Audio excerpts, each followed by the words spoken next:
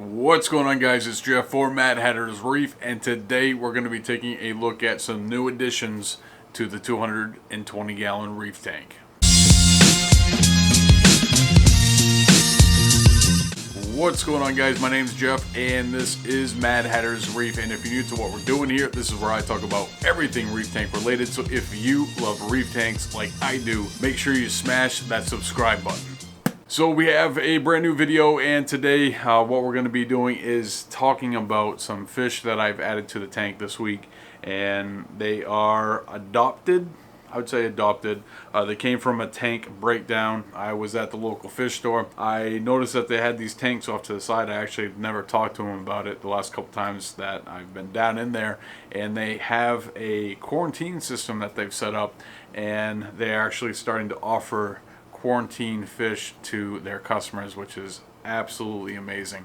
If you guys have a local fish store that is taking the time to quarantine fish for their customers, that is a awesome local fish store, and make sure you appreciate them for that. So my local fish store just happens to be one of those awesome stores out there. They're quarantining fish for their customers, and they had this whole row of tanks, and up at the very top they had a couple of tangs that were swimming around. I noticed that there was something wrong with the yellow tang pretty much immediately. He was a little beat up, and he looks like he has had a battle with lateral line erosion, which is a disease that can commonly affect tangs, and there's a number of reasons why it happens. And in a future video I will dive into lateral line erosion and give you guys kind of a breakdown, especially where I have a fish now that is recovering from that, and it's going to kind of give me a talking point rather than just showing you guys a bunch of pictures and talking about something that can potentially happen to tangs and other fish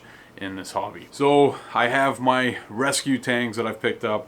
I've been wanting some tangs for the tank for a while now, and it just so happens I had the opportunity to get a couple of good sized tangs in the tank because there's a couple of things at play there. One, I have a clownfish that thinks he runs a tank. He's gotten to the point where he's started nipping at me when I have my hands in the tank, and I knew that if I was going to be adding fish to the tank that I needed to add a fish that was decent size. And ultimately it gave me the opportunity to kind of adopt some fish and get them into my tank and take care of them and give them a good home. So I got two tangs, a sailfin tang and a yellow tang. The sailfin tang is perfectly fine. There's nothing wrong with him at all. The yellow tang definitely had a battle with lateral line erosion. When he was brought to the local fish store, the guy that runs the shop didn't think that that fish was going to make it past the next day. So he put them in his quarantine system. They were in there for about a month, and the yellow tang has slowly made his way back to health. His gill plates have kind of healed up a lot, and he has definitely started putting on some weight. His fins had been nipped by something, and they're starting to grow back a little bit. So he's in good shape, and things are looking on the up and up for the yellow tang. So let's take a peek at the new additions to the 220 gallon reef aquarium.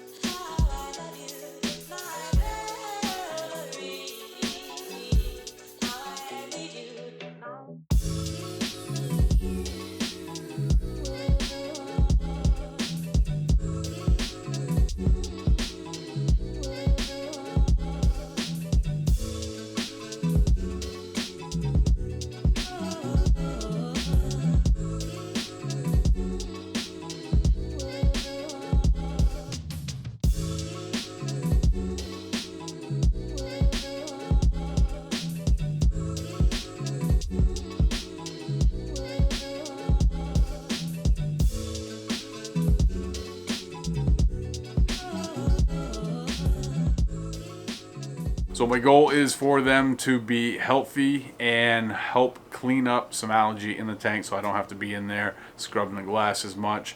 And hopefully the yellow tank can make a full recovery, and we'll see what that looks like going down the road. And I plan on making a full video in the future about lateral line erosion and some things that can cause it, as well as some ways that you can help prevent it. So there's something that I want to address. I put a post up on the community tab on my channel saying that I had a family emergency and some things were going on and I needed to deal with that, and I wasn't able to put a video up for you guys last week. I had a death in the family and I was actually in the middle of working on some videos, and I got a call from my mom, and my grandfather had passed away. By the time I had made it there, the ambulance was leaving, and they actually weren't bringing him to the hospital. They were bringing him to the funeral home.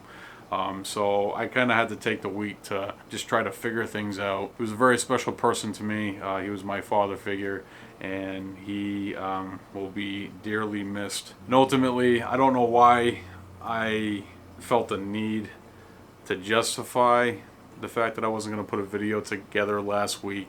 But I know that there's a lot of you that watch this channel quite often, and you're the reason why I make videos every single week. And I love this hobby, and I love helping people in this hobby.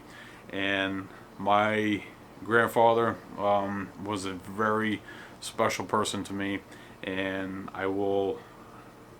he's going to be missed. He's going to be missed. And I know I don't need to put this in this video, but at the same time, I want to let you guys know that, if I don't seem as upbeat as I typically do, that's the reason why.